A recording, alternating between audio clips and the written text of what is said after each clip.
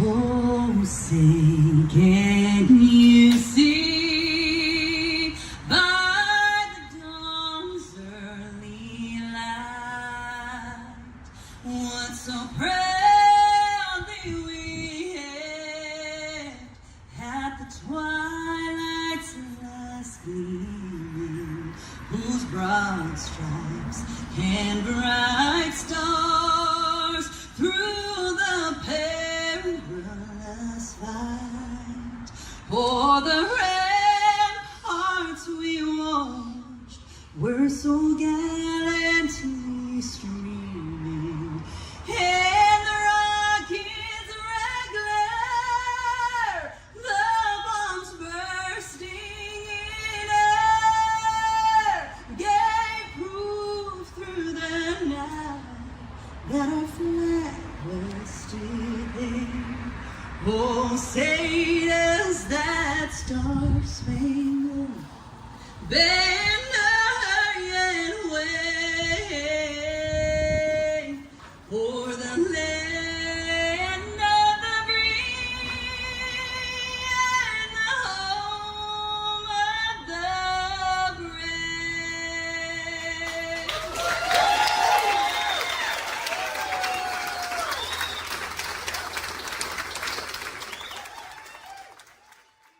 Welcome to Homeland Heroes Salute Podcast with your hosts, Doug Macedo and Jim Roberg. Welcome everybody. Welcome to another episode. I'm your host, Doug, and today we've got a special guest with us. We have Sarah with Waypoint.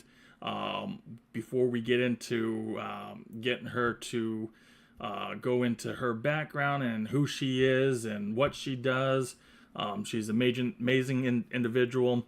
But before we get into that, I want to say thank you to our last guest. We really appreciate you coming on. That was actually, we had Malachi Gasson, who was the last guest. So I appreciate you coming on. I know you're probably listening to this and watching it, and thanks for singing those three songs for us. So I appreciate it, and look forward to seeing you again. But I also want to say a big thank you, shout out to all of our sponsors and our donors. Again, without you guys, we wouldn't be able to do what we do and be able to give back to the veterans. Again, also a big shout out to Homeland Heroes Foundation, Julie Weymouth, with her be able to help on the water with the veterans. We ended up taking, I think it was 18 veterans out deep sea fishing out of New Hampshire. We fed them lunch, everything. We had a great time. So thank you, Julie, on helping us out with paying for those extra 8 veterans to get them out on the water. And so thank you. But a big shout out to our sponsors: Veteran Development Corporation. We've got Reed's Archery down in Middleborough. We have Larry from Larry's Landscape Supplies. We have Harbor Freight. Thank you. We really appreciate it. We have Standard Auto Wrecking in Worcester, Massachusetts. We have the Worcester Woo Sox, which is the affiliate of the Boston Red Sox, with giving us the tickets and getting the veterans out there on the field and be able to do that stuff. We also have New England Blue Collar Printing for taking care of us on their Veterans Track Day for Veterans t-shirts this year. And then also shout out to Big Belly's Cafe in Webster, Massachusetts. Thank you, Wendy. If you're looking for a good breakfast place before you go to Indian Ranch, stop in over at Big Belly. She has it's what they call the kitchen sink. You will leave there full, and probably you'll end up leaving with half of the food that you've got. Guarantee you probably won't finish it, even with adding hot sauce to it. You won't be able to finish it. But you can try. It's always a challenge. But also we have Fleet Pride here in Worcester as well. DDR Motorsports, Doug Roby Racing, and then also Doug Vine Racing, which is car number 55X Michigan. So thank you all. And also David Coing. I'm going to say his name right this time. Number 97, the Mellow Yellow car. Another Army veteran, airborne all the way, brother. Appreciate all you guys' donations and sponsors. Without you guys, we wouldn't be able to give back to the veterans as much as we want it. But with your guys' sponsors and donations, we're able to give back more than what we were projecting. So thank you. So now on to our guest, Sarah. Sarah. We really appreciate you coming on today. I know we've been playing so many tags here and there, and I know you're busy. I'm busy. Everybody's busy. James Wing got us connected. So let's hear it. Give us some background about you. Well, hi, thank you so much for having me. And Yes. I'm so glad this lined up. We both have a lot going on. There's so much good to do. Like there's so much to do, and just listening Yeah. to you list the support behind you giving voice to so many veterans. Like I always say, people are nothing without each other, and it really is. Yeah. There's this whole ripple effect going on. It's amazing what's possible when we come together. So. Absolutely. But hi, my name. I always do that. Like, hello. I'm such a behind-the-scenes person, so this is fun. And my name is Sarah Lee. I'm an Army combat vet and founder of Waypoint Vets. I was in the Army/Army National Guard from 2001 to 2009. I had one deployment, February 04 to February 05 to Iraq, near Tikrit. It was FOB Spiker, that area. We also did we had a humanitarian mission in Panama, helping out building schools and things like that. I served with 3 different combat engineer units and spent a lot of the time doing job site security for them. So we got to meet the Panamanian president. It was a female, short black hair, bright red blazer, a real powerhouse. And we got to hear her speak in Panama. And then we did our 12-month tour there in Iraq. So those were my 2 campaigns during the 8 years that I was in. Nice. And it's great that we're able to connect. And, again, even myself with 3 combat tours, technically, as I would say, it only 2, but the third one was to Arif John, where we were pulling a lot of equipment out with the 778 transportation unit. I was a truck driver. I was also a glorified chauffeur for my final year, which I tell everybody. I'm like, yep, I was just a chauffeur with a hat and drove around the high-ranking officers in the office because I was ended up getting put into the Inspector General's office, and that was fun. That was good times. So thank you for your service. You too, brother. Oh, absolutely. Thank you. We all respect each other. We all bond together. It's amazing that how veterans are able to, to just be able to lean on one another to be able to get through situations. Because we all know what we've all gone through. We've all been through the suck. We've been put through so many rigorous tests, not even just including the PT tests and stuff like that. Mm-hmm. I won't even go there. When I first got in, oh man, that was horrifying. My original PT belt in basic training. Not much left of it. I'm such a nerd. What a nerd. Well, as you're saying that, I've got this still from basic training. Yes. Oh. That's awesome. That's awesome. Absolutely, it's crazy on what you had it at have. the ready. It's because it's sitting right there next to me. Awesome. Even just like my picture from basic training. Yeah. I was like, yeah, this was after PTRP, and then going back into basic day one, phase one, day one, week one, day one, phase one.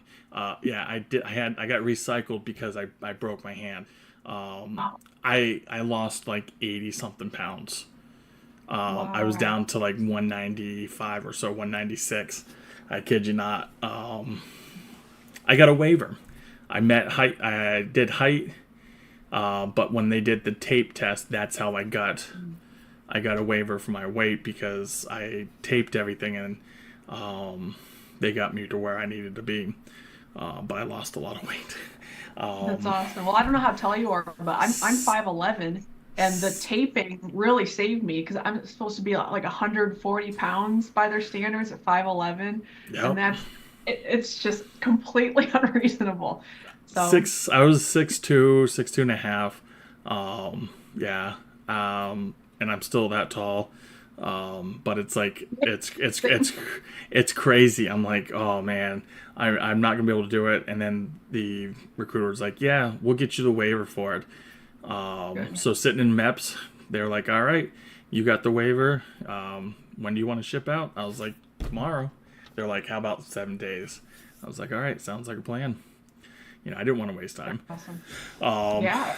So, but I want to get back into talking about you and Waypoint, for the veterans and stuff. It's, as I got, over to you, how I got over to you was through James Wing.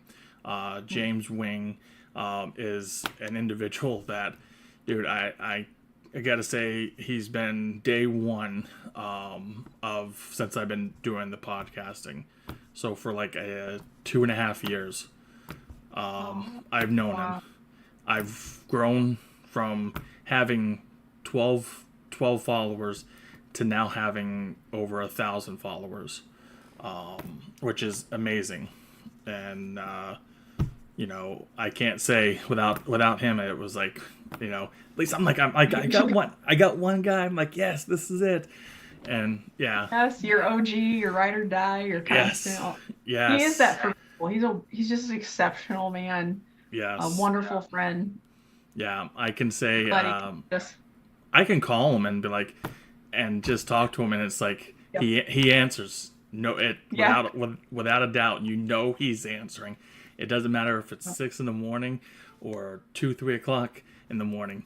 I just know he will answer. It's crazy. He shows up too. He shows up as well. When he commits, his words mean a lot to him. Yes. Words matter to us a lot of times still, like a handshake still matters. So that's James Wing. Yes, absolutely. And that's how I got introduced to you, because he was like, oh, you got to interview Sarah. You got to interview her. She's absolutely amazing, hands down. And I'm like, all right, we'll definitely get her on. And then he was like, bring me all these other people too. And he was like, hey, I got another person for you. The tribute bike, yes, yeah. I'm like, geez. And I believe his was it Ed? I think it was. Shoot, I'm ashamed myself. But I ended up talking to him and his wife and talking about the tribute bike. But as James was telling me, he was like, got to talk to Sarah and get you on. So with Waypoint, I know I've done some research on it, and I follow you on your pages and stuff, and so I'm always seeing that you guys are you're welcome. You guys are always on the go. You're always doing a lot of stuff.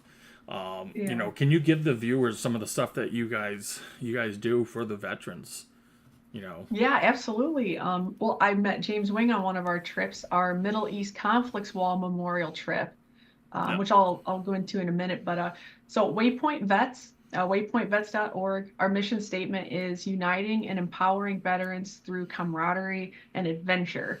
And this all spawned from a coast-to-coast cycling journey for post-war healing that I did in 2017, 2018. Yeah. And that combination of physical intensity, mental intensity, only in these beautiful, serene, peaceful environments, something about that combination really delivered a clarity and healing that I did not expect at all. And the kindness that I experienced on that trip, I just thought we all hated each other, and it just wasn't the case. Like, it's just not the case. And I couldn't believe the amount of kindness and warmth I experienced, synonymous coast to coast throughout the 10 states I went through. Yeah. And so that all just kind of came together to inspire me to found Waypoint Vets, an adventure nonprofit in the realm of adventure therapy. So we go out there, there's an element of intensity. We need each other again to get through the day safely on some of these trips, on most of these trips. Like, for example, we're literal anchors for each other on some of our canyoneering trips, rappelling hundreds of feet off each other's body weight, and just putting that amount of trust into someone again it's very healing. And to be able to trust yourself, trust the equipment, to realize you're still physically capable of stuff that you never dreamed you'd be able to do again. All those things are so liberating, and it just kind of ignites or sparks like this rediscovery. And it's taken me 5 years to really articulate this, because I knew it worked for me, and I'm like, I can't be the only weirdo that this combination is going to make a difference for. So I'm so grateful. We've to all the veterans that have come along so far. We've helped veterans now in 46 states, I think, over the last 3.5, 4 years. We've had 27 trips stateside. Various trips, and we've had our first international trip. We designed a 9-day itinerary in Vietnam. We took 10 Vietnam vets who had the desire to go back and re-experience the country last November. So we spent Veterans Day on a rooftop restaurant in downtown Hanoi with these Vietnam veterans last year. So that was our first international trip. So we really are, we put a lot of heart and thought into the programming. We have mental health professionals on every trip who are also veterans, who are also searching. They get to be more open about themselves on the trips, where in their profession, they can't even share their middle name. Like, they can't, if they stub their toe, they can't say anything. I mean, it's just, they really get to be themselves on these trips and really connect with the people they're helping. So it's great for them too. It just feels like everybody wins on the trips, and the participants that come along bring so much to the trip that they would have never expected for each other and for us. So we really are all in it together on these adventures. Wow, that's absolutely amazing that you're able to do that, and to even do an international with back to Vietnam, with Vietnam veterans. That takes a lot of heart, a lot of heart and soul to do that. And I got to say, even the Vietnam veterans, I know they probably had a lot of like mixed feelings, but also they had a great experience that they were able to go back to that country where it was like, and it's a different time period now. But they're able to see some again, like it's like World War II veterans going back to Europe for the first time. Exactly. It's the same thing with that, and it's we're losing so many World War II veterans. We're down to so many. I know my friend Andy Bigelow was telling me about it. We're down so much, and now we're starting to lose a lot of our Vietnam veterans. That is the same thing.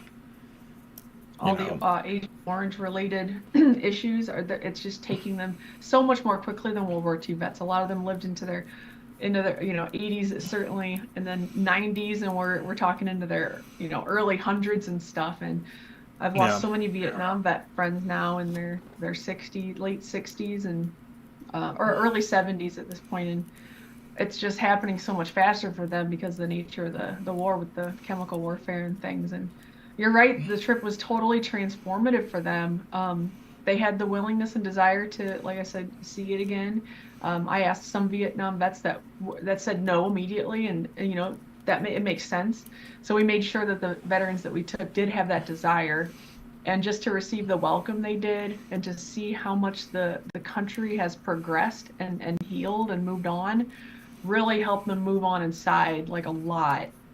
I mean, it really, based on their feedback and testimonials, changed everything for them. After a half a century of not talking, some of them shared for the very first time in 50 years about their deployment, and they were, met with Vietnamese veterans and ate with them, laughed with them.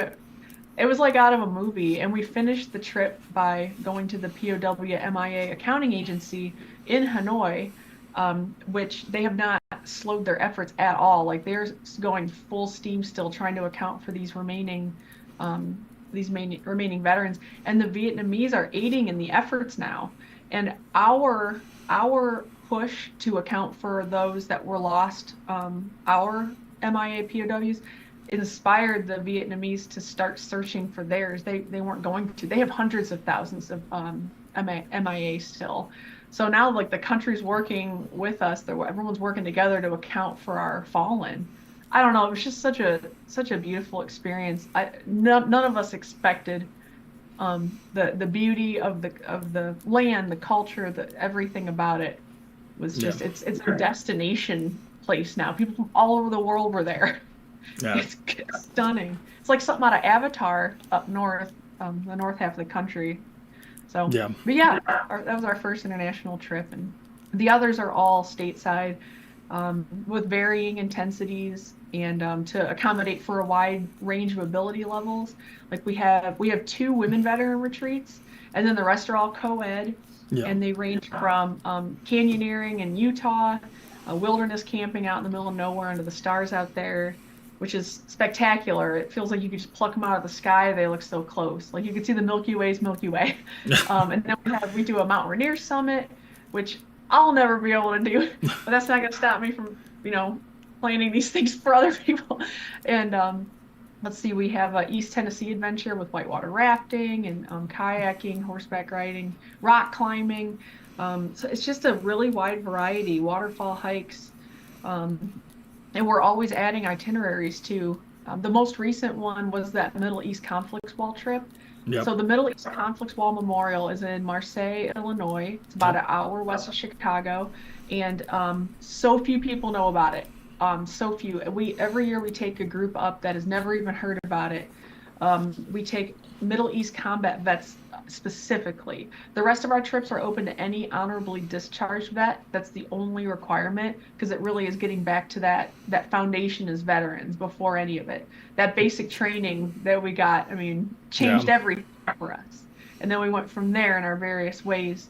But this place, our buddies are on there. Everyone that we take has either served with or shared soil with, all the names on that wall. And so they have etching paper and a museum next door where we've become close with their board, and they met us out there. That's the trip that James Wing went on. Yeah. So it's just a really meaningful one. And that one's for Middle Tennessee vets. The others are for any vet in the country.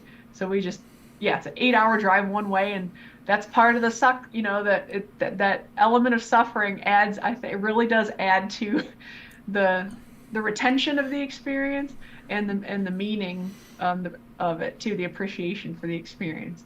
So all in it together in various ways. Absolutely. What was her name? Was it Carol? Is it no, not Carol? Carl? Is it Carla? Carla McPhee. Yes. Yes. That's what it was. Yes, I've spoken to her. I had her on. Or yay. Okay, yay. Yes, her. Yeah, I did. I just hugged her 3 days ago. I miss her. Yes, I just interviewed her. I had interviewed her, and then her episode dropped, and we even were talking about some of the stuff that is going on with the museum or something, or the wall, and so I'm like, that's not right. But yes, it's definitely, it's an experience. My next time when I'm going out that way, I am going to be stopping by, because it's stuff like that is very has a lot of meaning. It's just, it's seeing a lot of my brothers and sisters being on on that wall or whatnot. It's like, it's a meaning, and it's just a time that you're able to spend again with them and be able to see their name. And so that's very amazing that they did that. They did that, and they have that all put up. I even have a photo of it. She sent me a beautiful, gorgeous photo of it. The way the light was, the sun is hitting it. Was it like a sunset type time of day? Yes. All the way, like in all those panels. Yes. It's spectacular. Just all built by volunteers. The Illinois Freedom Run. Yeah. Yeah, we didn't have to wait 10 years. The government, they have to wait 10 years after war ends to build the thing, I guess. Yeah. And so they, in 2004, put this thing together. The year I was deployed. I didn't even know about it. As soon as I found out about it, I put this trip together. So I'm like, I gotta bring veterans up here. Yeah. And every year, none of them have ever heard of it, let alone seen it.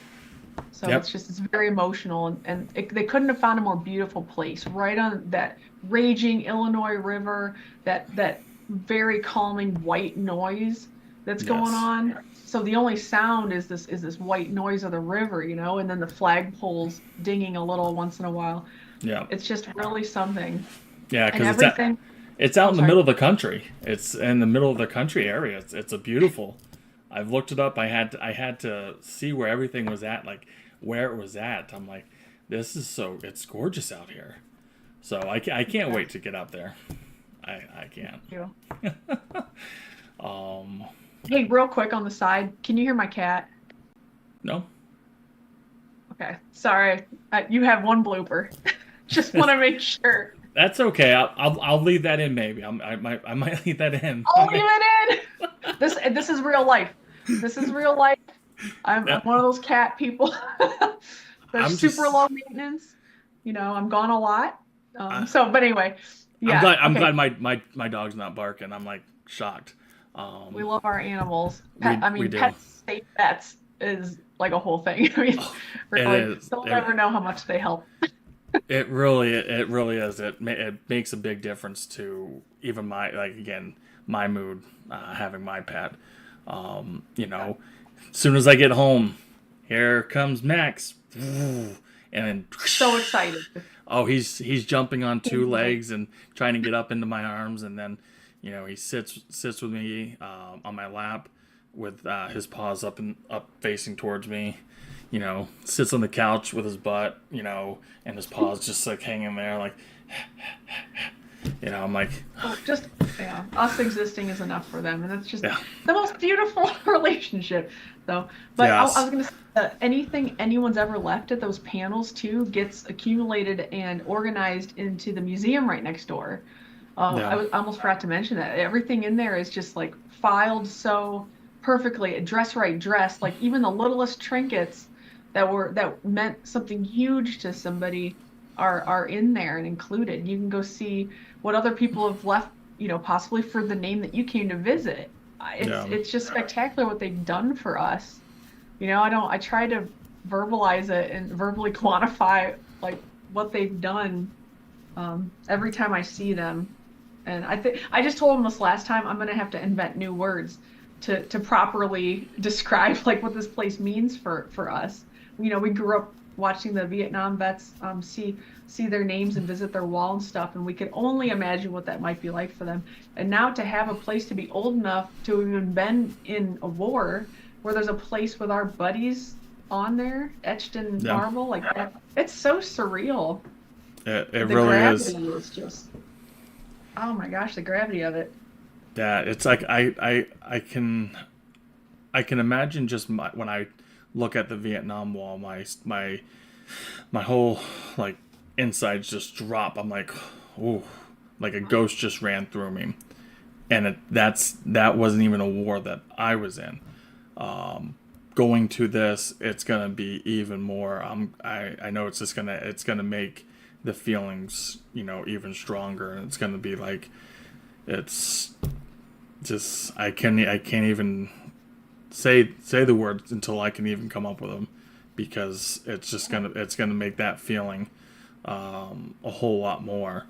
But it's amazing. I was able to interview her and talk to her. She definitely is, another person that has like she constantly is on the go doing things.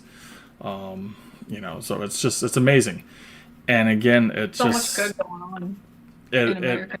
it is. And There's so much. All we hear every day is what the worst people are up to, and there's just so much good stuff going on all the time.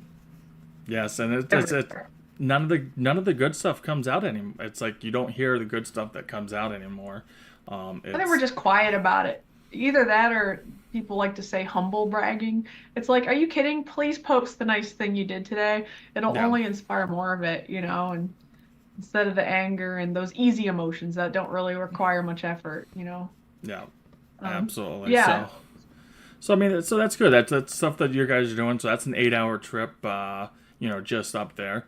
What other trips do you have? Do you guys have planned for this year? Probably, if any, because I know it's getting to that end of the season, or the end of the year. But Yeah. is there any other trips coming up for the 2024? Yes, yeah. We have three more trips this year. The first one is our Rocky Mountain Women Retreat, and that's for female vets only on that one.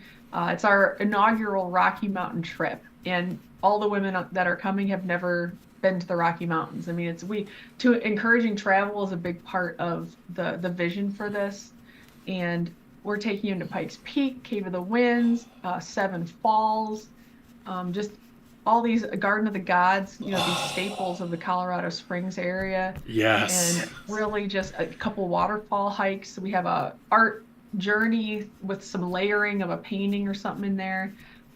That's There's a lot of symbolism throughout these trips, like the Cave of the Winds, which is underground, Yep. subterranean. The same day we're going to be visiting Pikes Peak, the highest point at 14,411, or I'm mixing that up with Rainier, I think, which is 11,411. It's 14,000 some feet at Pikes Peak, taking the Cog Railway up there, That's slow nice. moving, best view ever, and just really, we're the last people on our list a lot of times, veterans, or just maybe just anyone who's kind of the rock for the people in their life, just the last people on our list.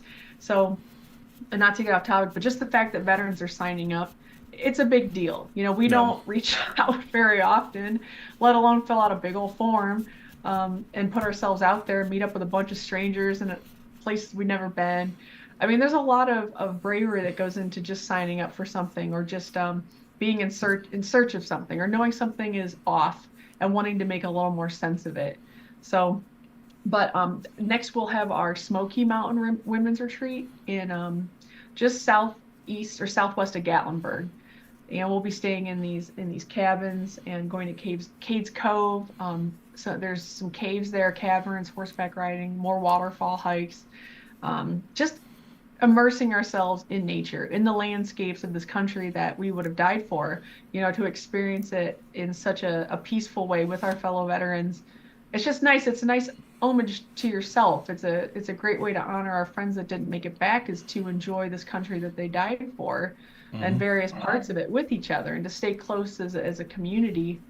It's just important. And so our last trip is canyoneering in Utah, and we're going to be wilderness camping in the middle of nowhere, and very probably no service or anything. We like to encourage disconnection and detaching from, just all that screen time, the in your face, the information overload constantly, and kind of separating ourselves from everything that's familiar, and going somewhere new with new people, and just something just happens, something special happens for you when you do that. So Yeah. I'm still trying to figure out how to. It's a clarity. It's a level of clarity that is able to come in without all that noise. And there's a lot of simplicity with our trips. We have like little things about it that are very special, but they're also very simple, like our in memoriam tags and some things like that. because I just feel like that simplicity allows for new things to come into mind, or to be able to process things just a little better, a little more streamlined, and maybe even discard some things that you're realizing just no longer serve you, that don't really have a place in your future or in your growth, and just all that stuff just kind of naturally comes in. So it doesn't even really feel like work on these trips. You don't even realize that you're putting work into your inner growth and healing. It's just naturally happening. And then of course you're surrounded by people that you can cut up with. You're like putting your life in their hands a little bit. It's just really cool. It's just so natural. And it's Yeah. not like to where we have an expectation for people to share. We don't sit around talking about our worst days. I mean, we're just figuring some stuff out together, and it's a pressure-free, neutral environment, which is why nature is so special. It's this blank slate that you get to fill however you need. That's why nature's such a staple in our organization. Absolutely. And that's again, and it's amazing that as you're mentioning, you know, it's great that it's not even great's not even the word to use. It's amazing that female combat veterans are getting out and doing this, because a lot of people that are civilians, they may not even catch or understand that women also are combat veterans, not just men. I see things so much, and I'm always like, it's like, men are not the only combat veterans. You got to understand it's females are as well are combat veterans.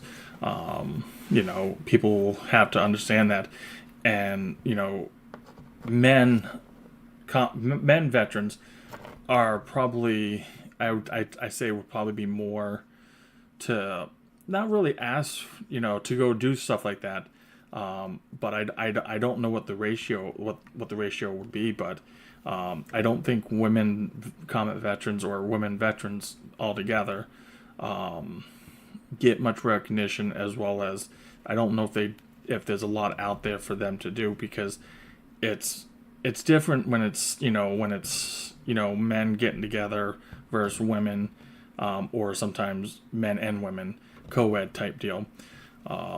Women sometimes tend to want to stick with other women, just do other be with the other women, going camping or hiking and stuff like that. So I kind of say it's absolutely amazing what you're doing, for the women veterans and women combat veterans. Oh, thank you. Yeah, we had to offer at least 2 trips that were just female only, and we do plan to organize one that's male only too. I just think with that dynamic, just different things come out or come up. And people are maybe more likely to say certain things in an all female or an all male environment than they would in a co-ed. And same with the co-ed. The co-ed environment is wonderful. Like we have women that prefer that, so we have a little something for almost everybody, I would say. So yeah, it's important, that dynamic. I only ever knew co-ed. Like our basic training was all co-ed. Like I was firemen's carrying dudes. We were throwing each other over the hurdles and stuff, and pole vault and knock. I mean, that's all I knew. But I played sports though too. So had that intramural kind of co-ed environment with that too. And I just always really enjoyed that. But yeah, on the women retreats, it's a little bit different of a dynamic, and maybe just different specific things can be talked about. There's a lot of MST gets discussed. There's more MST among males too than you would ever imagine. I didn't realize, there really is quite a bit with males, and for a long time, in the military, it was predominantly male. So if stuff like that was going to happen, it would happen to that demographic, and then as more women got integrated with the military, it was happening to them too. And yeah, there's a across the board MST, which is military sexual trauma for those listening that aren't sure that acronym, across the board. So, and maybe in an all male trip that might be a little more comfortable to come up in discussion for those guys. So that is on our list of something to include as an all-male trip as well, because we have 2 female, all female, and then the rest are co-ed. So Yeah. the other co-ed adventures, we have the East Tennessee combo, which is just awesome. The whitewater rafting, the Ocoee River, like class 4 rapids, and then we do waterfall hikes, some rock climbing in Cherokee National Forest, and then we go to Hiwassee and do a kayak, which is just so relaxing to offset like that first day of the whitewater rafting. And we always do the most intense thing. Often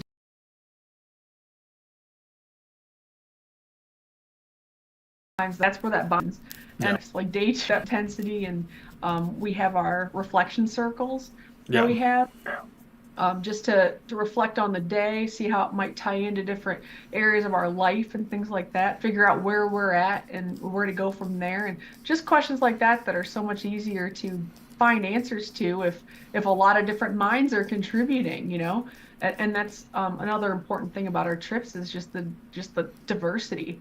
We're extremely inclusive. We have insanely diverse trips. Just about every single branch for sure. A huge age range.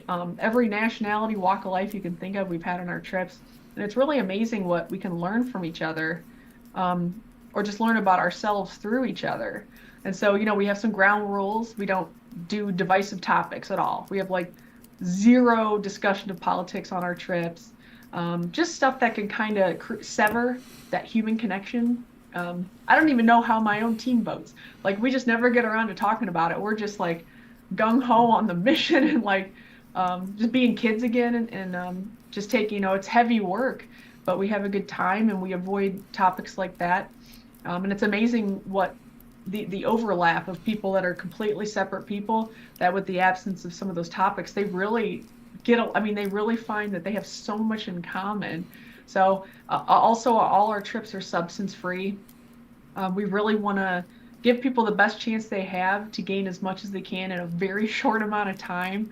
And so, we just make them substance free unless someone has a prescription, and it yields totally different results. And especially on our Middle East it's safer as well, because we're throwing ourselves off opinions and stuff. This is like potentially life-threatening, literally, these activities. But of course, they're professionally guided and all that. But especially the Middle East conflict wall trip, it's like, I just feel these names, they're worthy of us feeling what we're gonna feel, what we're just gonna feel, instead of kind of numbing it out, or I don't know. I really felt strongly about keeping it substance free. I struggled with drinking over the years and things, so I cut back pretty recently, after starting this especially, and it's an opportunity for everyone to just really reset, like truly reset, and discover what they can gain void of substances. Like, oh, I have a natural high. Oh, I still can be sociable. I don't sound stupid when I talk. I don't need to have a shot before a conversation. Like, just little things like that, like little rediscoveries, like mini ones, happen throughout the trip. Absolutely. And I've struggled with my own with alcohol. About a year and a half ago, I got diagnosed with stage 4 cirrhosis of the liver. It's a big change in life, but I know what it's from. I know what I did.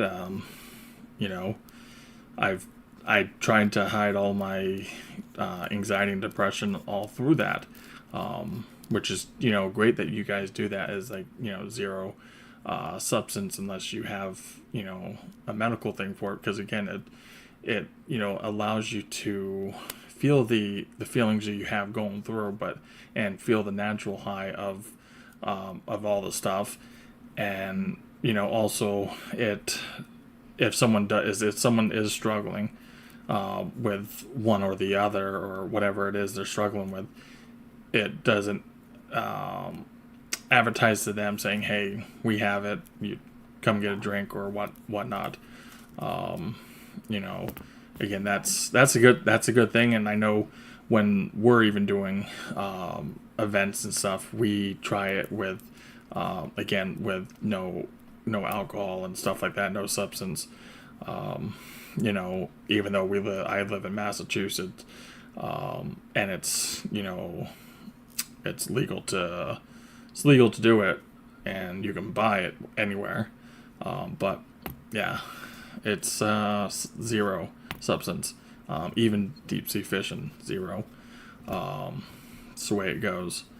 So we are getting to that point in the show. Just want to follow up and get back to, if the viewers are looking and they're trying to locate you on social media. You are on Facebook, which I know, but the viewers, what is the what is it? What would you call it? The tag or whatever it is, how they can locate you. I know they can do search by certain things, but also you guys have tags and stuff. Yeah, whatever the kids are calling it. I don't even know. I think it's I think it's just URL on Facebook. I don't know what that word's called. But if you search on Facebook for Waypoint Vets, or waypointvets.com waypointvets.org is the website, and then facebook.com/waypointvets if you just want to go directly to it and follow our adventures. Also, we are an all-volunteer organization. All of our donations go directly to our adventures. We love serving again. Serving again has saved our lives. And I do want to emphasize this is all volunteer. Our only admin costs are insurances. And it is truly our privilege. It's all veterans running this. If you do want to donate to our adventures, our website's a great way to do it, or the Facebook page has a secure donation. And if you're a veteran interested in the trips, there's the veteran sign-up form on the website. It'll say it right on the top, and the only requirement is an honorable discharge. We do have quite a waiting list. It's over 300, I'll be honest. But we do sometimes get to the newer signups based on people's schedules, ability levels, things like that. So don't hold back on signing up and securing your spot in the queue. We will get to you, and we are growing too. We just brought on 10 staff that we're training going into next year. So we'll get to you. It's amazing how the word has spread. It's always, how did you hear about us? Fellow vet, another vet. It's the ultimate compliment for us as veterans. So yeah, serving again definitely means everything about this. Absolutely, and that's great. Again, if you're watching this, please definitely go and if you can donate to them. They definitely are an organization that you want to be able to stand behind and say yes, we support them, because again, the only admin cost that you guys have is the insurance, which that means pretty much 97 or so % is pretty much going right back to the veterans to be able to get them onto these trips and adventures, and to be able to have this. And you're doing a wonderful job with your and all the volunteers. The volunteers and you guys are doing a wonderful job with it all, because it's without having that dedication and that teamwork, as they say, the teamwork makes the dream work.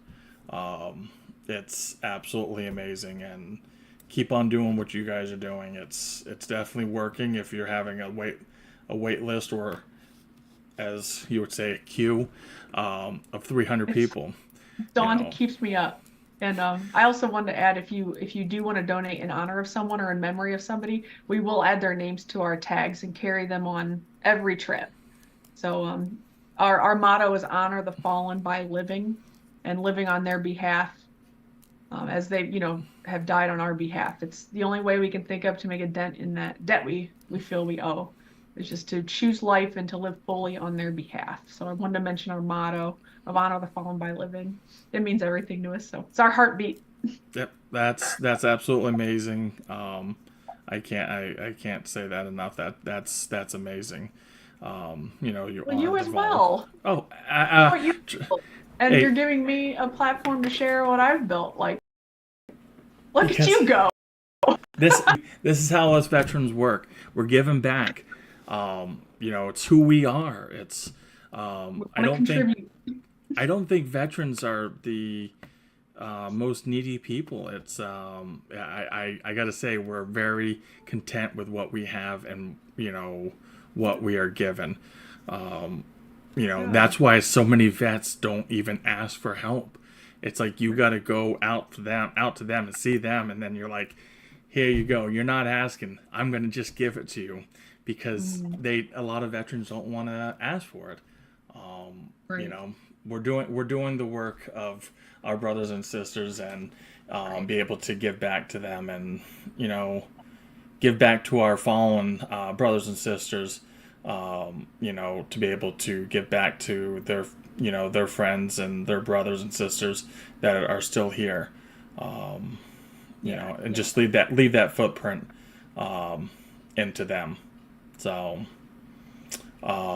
until next time, everybody, I'm gonna have them have our guests from the other side, Beavis and Butthead, take it away and tell us what they think. It was a show that I loved when I was a kid, even though I probably should not have been watching it. But MTV was the thing back then, So until next time, everybody, thank you again, Sarah, for coming on and telling everybody your story and talking about Waypoint for vets.